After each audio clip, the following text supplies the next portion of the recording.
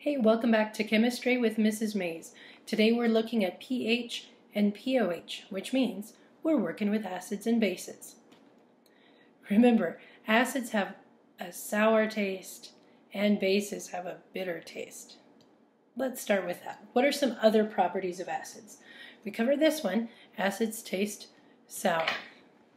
Another thing we know is that they give a sharp, stinging pain in a cut. Just think of lemon juice in a paper cut. Whew, no thanks. It reacts with metals. Acids will react with metals very rigorously, generally. And it's called a proton donor. Consider what we have when we have hydrogen ions. You see, hydrogen ions are basically one proton and one electron where the electron has been removed. So a hydrogen ion simply is just a proton with a positive charge. That's why they're called proton donors. And they could range from 0 to 7 on the pH scale. Well, technically 6.9 because 7 is neutral, right? Where 0 is your strongest acid and 6.9 would be your weakest acid. Now let's look at some properties of bases. Bases taste bitter, kind of like eating soap, and it feels slippery, kind of like soap does. Bases can dissolve organic matter rather than metals, and they are called proton acceptors. That's one definition of a base because it accepts the proton from the acid. These tend to have high concentrations of hydroxide ions in the solution, whether it's coming from the base itself or from the water when it's separating the hydrogen from the hydroxide. And a base tends to range from 7.1 up to 14 on the pH scale, where 14 represents the strongest base and the 7.1 would be the weakest base. And again, when it's exactly 7, then you have a substance that is neutral, which is neither acid nor base, or perhaps equal amounts of acid and base at the same time. When we combine acids with bases, then it will either form water, or another way to say that is to neutralize. So the basic reaction happens like this. The hydrogen ion reacts with the hydroxide ion to form molecular covalent water.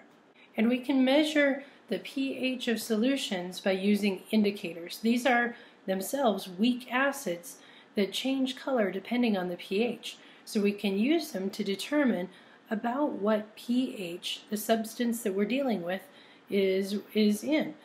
Now let's look at acid-base calculations. In neutral solutions, the molar concentrations of hydrogen ions and hydroxide ions are going to be equal. That's what makes them neutral.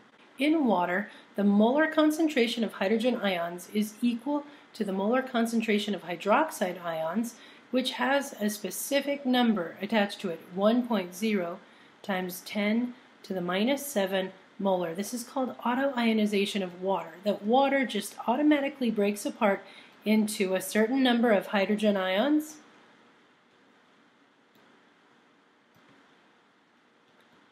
and hydroxide ions, which would be in equal amounts because it would produce, of course, one of each, and it produces 1 times 10 to the minus 7 molar every single time.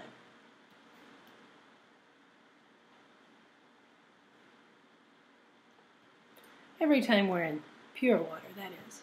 For other solutions, when the hydrogen ion concentration increases, that necessarily means that the hydroxide ion concentration will decrease, and vice versa. If hydroxide goes up, then hydrogen ions must go down.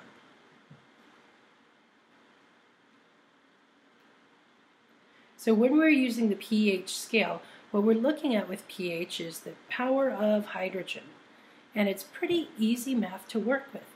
When pH is equal to 7, that's a neutral substance, and the hydrogen ion concentration is equal to that 1 times 10 to the minus 7. But in an acidic solution, your pH will be less than 7, which means you have a lot more hydrogen ions. More hydrogens means more acidic. And in a basic solution, you would have fewer hydrogen ions, so the pH is greater than 7 because the hydrogen ion concentration is less than 10 to the minus 7. Now this might seem backwards. pH greater than 7 means we have less hydrogens? Right, because we're looking at a negative number here. So the lower that goes, that concentration, the higher the pH will be. You'll catch on in a little bit. The pH is going to be equal to the negative log of the hydrogen ion concentration, which means we're looking at what number is that exponent. Log means like, hey, what's that number? If we're looking at the power of hydroxide, we call that pOH. If you're dealing with a base, the pOH is sometimes easier to calculate. It is the negative log of the hydroxide ion concentration. That you can measure probably easier than a hydrogen ion concentration. But we can change one to the other because pH plus pOH is always equal to 14. Pretty handy. So here's how easy it is. Check this out. Calculate the pH if the hydrogen ion concentration is 1 times 10 to the minus 7. So remember, pH means the negative log of the hydrogen ion concentration. That would be the negative log of this number, 1 times 10 to the minus 7 molar. And all I have to do in my calculator is type in negative log and then punch my number in. But look, negative log means, hey, what's this number up here? And since it says negative log, I'm going to change the sign. Now, instead of having a minus 7 up there, I know my pH is equal to 7 because I got a 7 right there. That's all you have to do. What number is that? That's a 7. Done. Now let's use it here in the chart to fill out the chart. So notice when the pH is 4, then that number is what's up top here. The hydrogen ion concentration is 10 to the minus 4 molar. This might help if we put 1 times 10 to the minus 4, so it looks more normal to you. And because the pOH is related to pH, I can get from one to the other. 14 minus 4 will give me the pOH of 10.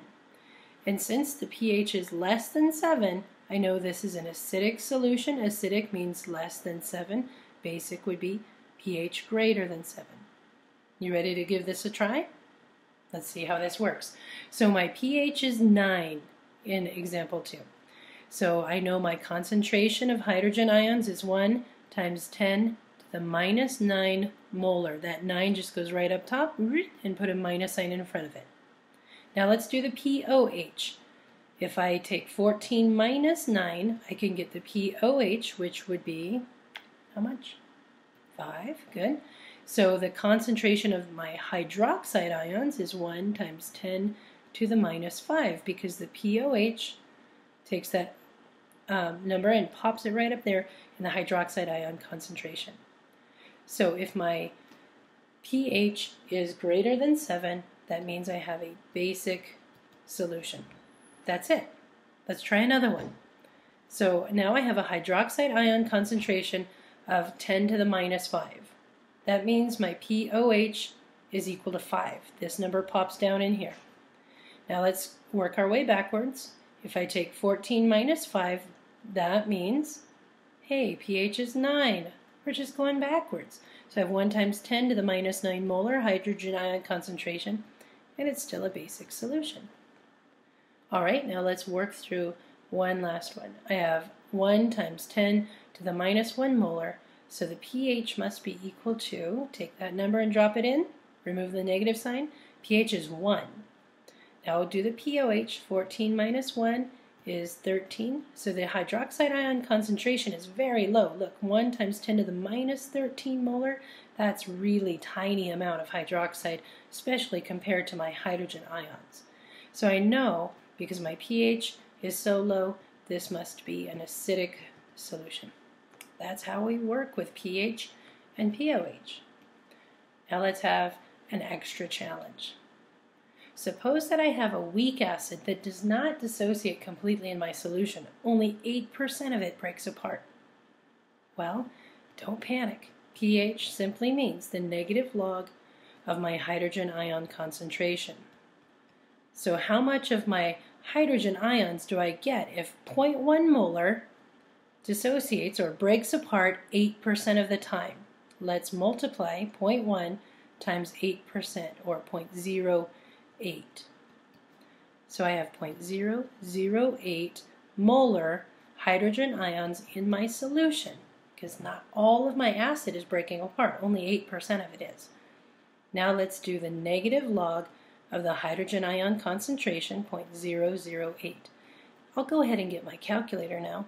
So I type in negative log, log log of 0.008. And I get the number 2.0969, so let's keep 2 sig figs. 3 sig figs? Okay, 3 sig figs.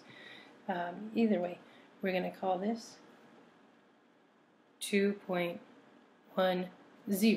for my pH. And that's it. That's all you have to do. Use your calculator and it will be a piece of cake. So we'll see you guys next time.